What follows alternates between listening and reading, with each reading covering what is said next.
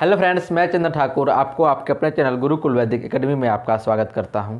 जैसा कि फ्रेंड आप जानते हैं कि हम प्राचीन इतिहास के बारे में पढ़ रहे हैं और प्राचीन इतिहास पढ़ने के लिए हमने उसके 3 भागों में डिवाइड किया था। उसी के 2 भाग हम ऑलरेडी कर चुके थे, तीसरे भाग के बारे में भी लगभग कर चुके हैं और उसमें से कुछ बचा था जो लेखक से रिलेटेड था कि प्राचीन भारत के आधुनिक लेखक उन्होंने भारत के इतिहास के बारे में कौन कौन सी ऐसी किताबें मिली हैं और भारत के इतिहास संबंधित जितने भी बुक्स हैं उनके राइटर्स हैं उनके बारे में आज हमें पढ़ना है। ये हमारा लास्ट टॉपिक रहने वाला है, ऐतिहासिक काल से रिलेटेड जो स्रोत मिले हैं। उसके बाद से जो वैदिक काल वगैरह जो आएंगे वो हम पढ़ेंगे, ठीक है। तो चलिए ज़्यादा देर ना करते स्टार्ट करते हैं वीडियो को। तो चलिए आपके सामने कुछ लेखक हैं, उनकी कुछ रचनाएँ हैं, उसके बारे में भी जिक्र करेंगे। सबसे पहले हम चलते हैं स्टार पॉइंट्स जो यहाँ लगे हुए हैं।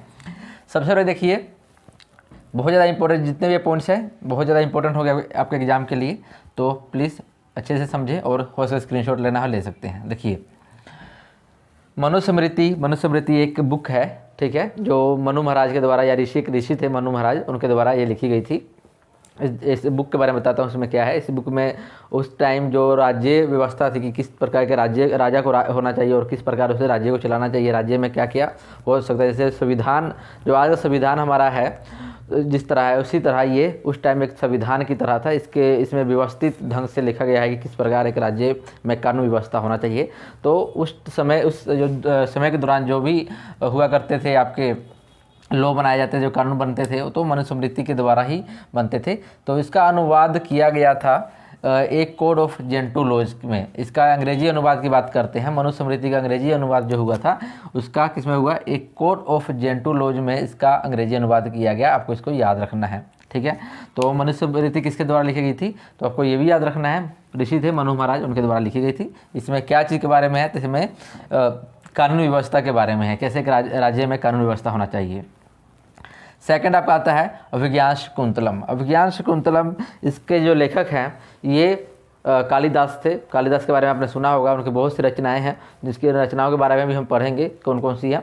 तो सबसे पहले जो यहाँ पर जो हमारे पास अभी है, जो कि एक पॉइंट है जिसको इंग्लिश में भी कन्वर्ट किया गया था, यानी इंग्लिश में भी इसका अनुवाद किया गया है। तो अभिज्ञान शाकुंतलम के लेखक का नाम याद रखिए कालिदास, और इसका इंग्लिश अनुवाद किस में किया गया, तो सर विलियम जोन्स ने इसका इंग्लिश अनुवाद किया था अभिज्ञान शाकुंतलम का। सर विलियम जोन्स कौन है, इसके बारे में आपने इनका नाम सुना होगा। Bengal Asiatic society of India, जो एशियाटिक सोसाइटी ऑफ बंगाल जो है उसकी जो स्थापना हुई थी तो इन्होंने ही किया था। सर विलियम जोन्स ने एशियाटिक सोसाइटी ऑफ बंगाल जो है इन्होंने स्थापना की थी।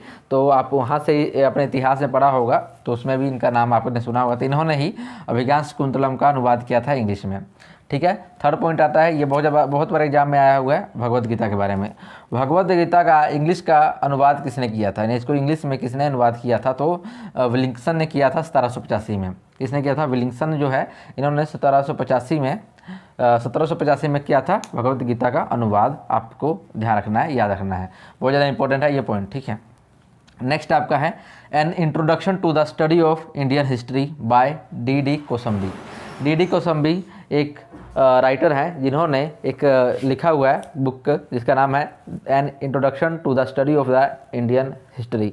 इसमें क्या था, इसमें देखिए क्या था कि किस प्रकार जो भारत का इतिहास था उस समय, भारत के इतिहास के बारे में पूरी तरह से इन्होंने जानकारी अपने इस किताब में दी थी। तो भारत के प्राचीन भारत में भारत का किस प्रकार का इतिहास रहा है सभी इस बुक में है, introduction to the study of Indian history, ठीक है। डी कोसम्बी इनके राइटर हैं, इसको आपको याद रखना है, ठीक है। नेक्स्ट आता है वंडर दैट वाज इंडिया, यानी wonder that was India A L Basham द्वारा लिखा गया है। किसके द्वारा, ए एल वैसम द्वारा ये लिखा गया है। इसको भी आपको याद रखना है, वंडर दैट वाज इंडिया किसके द्वारा लिखा गया है, ए एल वैसम द्वारा। इसको आपको याद रखना है, ये भी बहुत इंपॉर्टेंट बन जाता है, ये भी हिस्ट्री से ही रिलेटेड है, ठीक है। एक ये वाला है early history of India by Vincent Arthur, यानी जो विंसेंट अर्थर जो है उनके द्वारा लिखा गया है। कौन सी बुक लिखी गई है, अर्ली हिस्ट्री ऑफ इंडिया। इसमें क्या है, प्राचीन भारत का इतिहास को सुव्यवस्थित ढंग से प्रस्तुत किया गया है, यानी प्राचीन भारत का जो इतिहास किस प्रकार रहा है हमारा, तो उसको जो एक सुव्यवस्थित ढंग से बात करें, हम प्रॉपरली इसको एक ढंग से बनाया गया हो, उसके इतिहास के बारे में दिया गया हो, तो हमारा इसमें है अर्ली हिस्ट्री ऑफ इंडिया में दिया गया, जिसके द्वारा किसके द्वारा लिखा गया है, विंसेंट अर्थर द्वारा लिखा गया है, ये आप याद रखें। तो एक बार फिर से बताता हूँ, देखिए यहाँ पर देख लीजिए, मनुस्मृति का अनुवाद हुआ है इंग्लिश में, एक कोड ऑफ जेंटोलॉजी के नाम से अनुवाद हुआ है। विज्ञान शाकुंतलम का इंग्लिश में अनुवाद हुआ है, विलियम जोन्स ने किया था। और भगवत गीता का इंग्लिश में अनुवाद विलिंगटन ने किया था।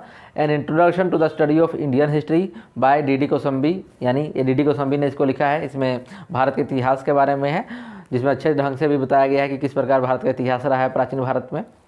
और वंडर दैट वाज इंडिया भी हिस्ट्री से रिलेटेड ही है, हमारे भारत के तकरीबन जो राजा महाराजा रहे हैं उनके इतिहास के बारे में लिखा गया है। इसको ए एल वैशन ने लिखा था, ए एल वैशम में लिखा था, ठीक है। नेक्स्ट आता है आपका early history of India by Vincent Arthur, ये प्राचीन भारत का हमारे इतिहास के बारे में बताते हैं, तीनों ही इतिहास के बारे में बताते हैं। तो आप इसको ढंग से याद कर लें तो अच्छा रहेगा। कई बार बुक्स का नाम आ जाता है, राइटर का नाम आ जाता है, किसने इसको अनुवाद किया है वो भी नाम है। वो ये तो भगवत गीता वाला बहुत बार आया है, विज्ञान शाकुंतलम नहीं आया है इतना, तो आप इसका नाम याद रखें क्योंकि ये आने का बहुत चांसेस है। ये हो गए। तो फिर अब देखते हैं तो हमारे पास कुछ लेखक हैं और उनकी रचनाएं हैं, उनके बारे में हम जिक्र कर लेते हैं। और इनके बारे जो रचनाएं हैं, कुछ ऐसे रचनाएं हैं जिनके बारे में विषयों के बारे में पूछता है कि ये बुक बताइए किस विषय पे थी, तो उसके बारे में भी हम जिक्र कर लेंगे। सभी नहीं पूछेगा, लेकिन कुछ है होती हैं जो इंपॉर्टेंट होगी, मैं बता दूंगा और आपको नोट डाउन कर लेना है हर एक चीज़ के बारे में। सबसे पहले देखते हैं हमारे पास जो लेखक है उनका नाम है विज्ञानेश्वर। विज्ञानेश्वर की बुक है मिताक्षरा। विज्ञानेश्वर की जो किताब है उस टाइम की रचना थी मिताक्षरा, जो कि बहुत ज़्यादा ही फेमस थी। इसमें क्या है, इसमें जो जिक्र है जिसके बारे में बात की गई है वो है inheritance by birth. Inheritance by birth का मतलब होता है कि जन्म से ही पिता के उत्तराधिकारी बनना।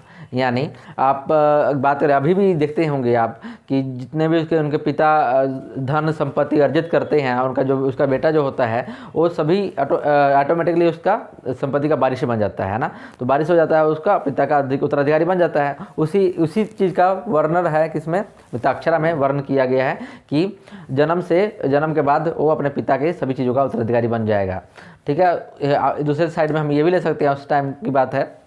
अब देखते होंगे कि अगर कोई मजदूर था उस टाइम के समय में, आप देखे होंगे जो शूद्र लोग हुआ करते थे, शूद्र लोग की जो जाति हमारी जाति परंपरा चली है पहले से, शुरू में देख बात किया जाए तो जो जाति परंपरा थी ये काम के आधार पर बांटी गई थी, कर्म के आधार पर जातियों को बांटा गया था। कि जो लेबर क्लास के हैं तो शूद्र बोल दिया जाता था, जो वाणिज्य क्लास के थे यानी जो कह सकते हैं जो व्यापार वगैरह करते थे उनको वैश्य बोला जाता था, जो युद्ध वगैरह लड़ते थे उनको क्षत्रिय बोला जाता था, जो ज्ञान वगैरह देते थे उनको ब्राह्मण बोला जाता था। तो उस टाइप से अगर कोई ज्ञानी होगा, अगर ज्ञान बांटता है तो ब्राह्मण होता था, उस ऋग्वेद के टाइम की बात है। लेकिन धीरे धीरे ये क्या हुआ कि बढ़ते चला गया और काम के आधार पर ना होकर ये परंपरा आधारित हो गया, यानी परंपरा के अकॉर्डिंगली चलता है। यानी जो शूद्र था, शूद्र का बेटा शूद्र ही बनता चला गया। यानी लेबर के लिए बड़ा मतलब लेबर के लिए था कि हाँ लेबर जो कर रहा है शूद्र था, लेकिन जब वो लेबर का बेटा जन्म ले रहा है तो लेबर का ही काम करने लग गया।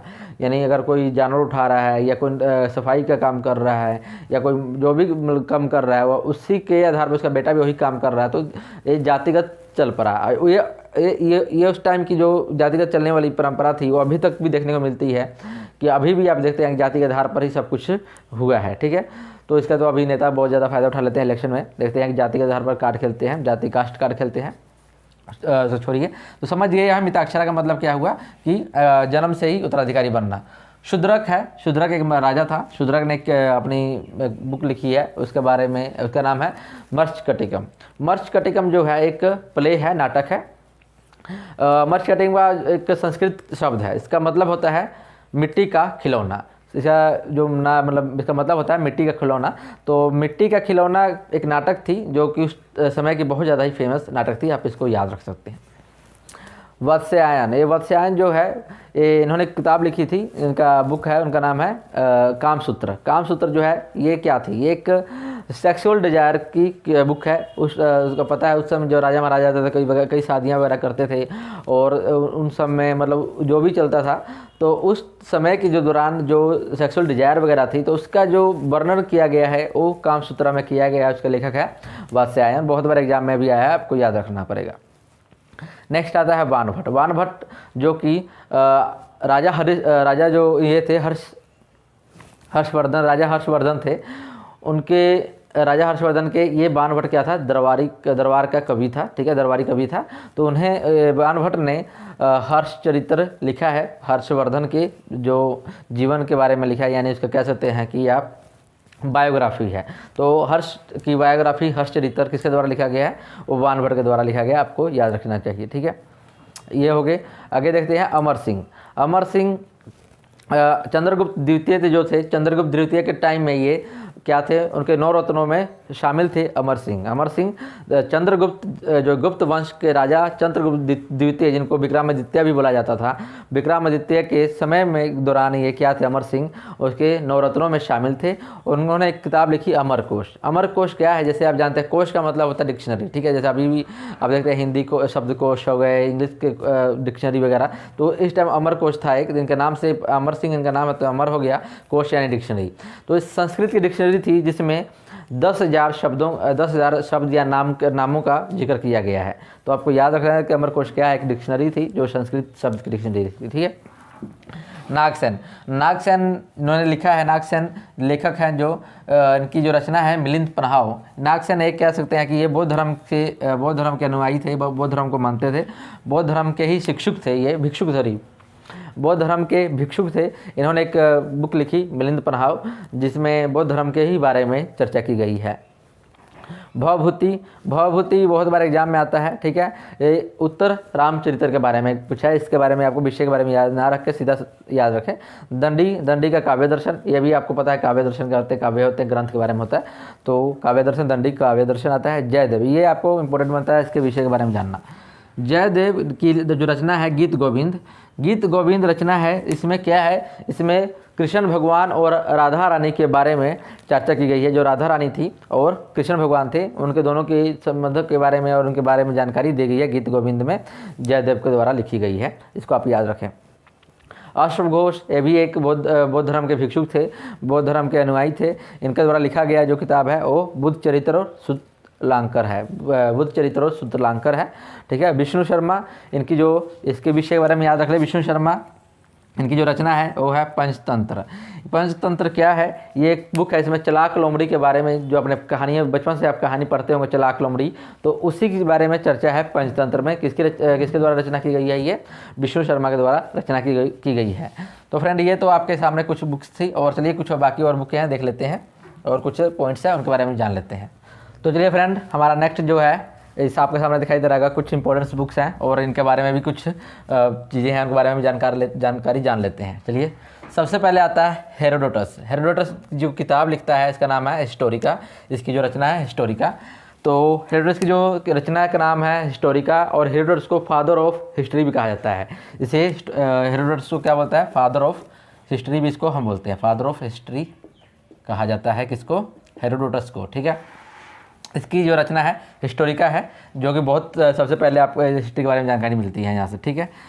नेक्स्ट आते हैं मेगास्थनीज जो कि एक राजदूत था। ये चंद्रगुप्त द्वितीय, यानी चंद्रगुप्त जो द्वितीय था, चंद्रगुप्त उसके राज दरबार में आया था, चंद्रगुप्त द्वितीय के राज दरबार में आया था। तो ये इसकी जो रचना है उसकी नाम है इंडिका, ये आप याद रखें, इंडिका बहुत बार एग्जाम में आता है, इंडिका किसकी रचना है, तो मेगास्थनीज की है। और मेगास्थनीज चंद्रगुप्त द्वितीय के समय काल आया था, ये दौरान में आया था। और इंडिका में जो बात की गई है वो चंद्रगुप्त द्वितीय के दरबार में उस समय चंद्रगुप्त द्वितीय के शासन के समय में किस प्रकार का सामाजिक, आर्थिक और राजनीतिक जीवन था समाज के लोगों का, उसके बारे में इसमें जिक्र किया गया, जानकारी हमें मिलती है। एक बुक है पेरिप्लस ऑफ एरिथ्रियन सी, जो कि आपको लाल सागर के बारे में बताता है। जो पेरिप्लस ऑफ एरिथ्रियन सी के बारे में, ये लाल सागर के बारे में है। इसका जो लेखक है आज तक नहीं पता चला है कि इसका लेखक कौन है, तो इसको अज्ञात लेखक के नाम से जाना जाता है, अज्ञात लेखक के नाम से भी जाना जाता है, अज्ञात लेखक के नाम से पेरिप्लस ऑफ एरिथ्रियन सी, लाल सागर के बारे में जानकारी मिलती है। और इसके जो लेखक है अज्ञात, मतलब कह सकते हैं अननोन है, जिसके बारे में आज तक कोई जानकारी नहीं है। अब नेक्स्ट देखते हैं टोलमी की जो किताब है उसकी है नाम है ज्योग्राफी, ठीक है। टोलमी को फादर ऑफ ज्योग्राफी बोला जाता है, और इसकी जो बुक है ज्योग्राफी है, और इसको फादर ऑफ ज्योग्राफी बोला जाता है टोलमी को।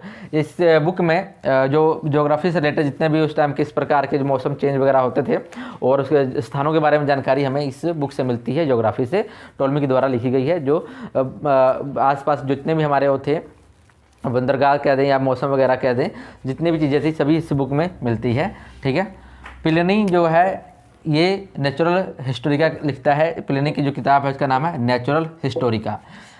इसमें भारत के बंदरगाहों और भारत का इटली के साथ व्यापारिक संबंध के बारे में जानकारी मिलती है। जो हिस्टोरिका है नेचुरल हिस्टोरिका, प्लिनी की जो किताब है नेचुरल हिस्टोरिका, इसमें भारत का इटली के साथ व्यापारिक संबंध के बारे में और भारत के बंदरगाहों के बारे में जानकारी मिलती है। ये आप याद रखते हैं। ठीक है, फाहियान जो कि चीनी था, चीनी यात्री था। फाहियान एक चीनी यात्री था जिसको जो चंद्रगुप्त द्वितीय जो थे उनके दरबार में आया था, चंद्रगुप्त द्वितीय के दरबार में आया था। और इसकी जो रचना है फोको की है, फोको की है, जो चंद्रगुप्त द्वितीय के बारे में ही वहाँ की जानकारी देता है कि इसका सामाजिक और राजनीतिक जीवन किस प्रकार इसके दरबार के समय जो ये राजा था, जब चंद्रगुप्त द्वितीय राजा था तो उस समय किस प्रकार का शासन के समय में किस प्रकार का जो राज्य व्यवस्था कैसे थी और सामाजिक जीवन कैसा था, तो उसके बारे में जानकारी हमें फोको की से मिलता है। हैंसोंग जो है ये हर्षवर्धन के दौरान आता है। हैंसोंग जो राजा हर्षवर्धन के दौरान आता है। इसकी जो रचना है सु यू की है, ये आपको याद रखना है। हैंसोंग जो है कहाँ से आता है, ये राजा हर्षवर्धन के समय में आता है और इसकी जो रचना है सु यू की है। हैंसोंग ऐसे तो एक विद्यार्थी बनकर आया था, नालंदा यूनिवर्सिटी में पढ़ने के लिए आया था हैंसोंग, बट ये वहाँ पढ़ा भी और साथ में पढ़ाया भी। कह सकते हैं कि ये पढ़ने आया और साथ में वहाँ अध्ययन किया और अध्यापन भी किया था। नेक्स्ट आता है आपका इंत्सिंग, ये भी एक चीनी यात्री है। इंत्सिंग भी आया था, नालंदा विश्वविद्यालय के ही बारे में जानकारी यहाँ पर, जितने भारत में आपको पता है कि भारत में जो बौद्ध धर्म है बहुत अच्छे से फली फूली थी, तो बहुत से ऐसे जो बौद्ध धर्म को मानने वाले विदेशी यात्री हो गए थे, चीनी यात्री थे, जैसे इंत्सिंग है और हैंसोंग है और फाहियान है, ये सभी भारत में अपने धर्म के बारे में जानकारी लेने आए थे। तो ये इंत्सिंग जो है आया था, जितने भी बौद्ध ग्रंथ है उसके बारे में पढ़ा भी, और उसकी जो त्रिपिटक हैं, जो बौद्ध धर्म के जो 3 पिटक हैं, जिसका नाम है त्रिपिटक के नाम से भी जानता है, उनके 400 कॉपियों यानी फ़ोटो कापी करवा कर, फ़ोटो कापी आप कहेंगे उस टाइम फ़ोटो कापी मशीन तो हुआ नहीं करती थी, लेकिन हाथ के द्वारा लिखवा कर खुद से लिख कर देख कर उसको लेकर गया था 400 फ़ोटो कापी को। आप इसको याद रख सकते हैं। तो ये आपके सामने रहा। अब आते हैं कुछ अरबी लोग भी आए थे, कुछ अरबी यात्री भी आए थे। उनमें से आता है एक अलबरूनी की किताब है किताब अल हिंद, बहुत ज़्यादा फेमस है, तो आपको इसको भी याद रखिएगा। अलबरूनी की किताब है किताब अल हिंद। ठीक है, नेक्स्ट आता है आपके पास इब्न बतूता। ये आप जानकारी आपको बता दूँ कि ये किस देश से था, तो ये मोरक्को से था। मोरक्को, जी फ्रेंड, ये मोरक्को जहाँ से आपकी नोरा फतेही भी है, मोरक्को से, उसी देश का इब्न बतूता है। इसकी जो रचना है वो रहेला है, आप याद रखें। ठीक है, बहुत बार एग्जाम में आया है, रहेला के बारे में बहुत बार आया है, तो अच्छे से याद कर ले, स्टार मार्क कर देता हूँ। ठीक है, नेक्स्ट आपका आता है अब्दुल रजाक। इसकी जो बुक है मतला साहैन। अब्दुल रजाक दा विजयनगर साम्राज्य में आया था, विजयनगर साम्राज्य में आया था, याद रखिएगा। ठीक है, तो इसकी जो बुक है मतला साहैन। ठीक है, और एक और बात बता दूँ, जो अलबरूनी था ये गजनी, मोहम्मद गजनी के साथ आया था। मोहम्मद गजनवी के जो गजनवी था उसके साथ ये आया था। ठीक है, याद रखिएगा। इसकी जो बुक है किताब अल हिंद। नेक्स्ट आपका आता है कालिदास के 3 रचनाएं हैं जो कि बहुत ज़्यादा फेमस है। इसके बारे में तो मैंने पढ़ा दिया था। विज्ञान शकुंतलम, जिसका अंग्रेजी अनुवाद भी हो चुका है, रघुवंशम और आपके मल्लिका अग्निमित्रम। ठीक है, याद रखिए कालिदास के रचनाएं विज्ञान शकुंतलम, रघुवंशम और मल्लिका अग्निमित्रम। तो फ्रेंड, ये आपके सामने कुछ इंपॉर्टेंट बुक से रिलेटेड चीज़ें थी, जितने भी अच्छे फैक्ट्स थे मैंने आपको जानकारी दे दी। तो प्लीज़ फ्रेंड, आपको अगर अच्छा लगा हो तो प्लीज़ चैनल सब्सक्राइब कर ले, वीडियो शेयर कर दे और लाइक कर दे। ठीक है फ्रेंड, चलिए टेक केयर, बाय बाय।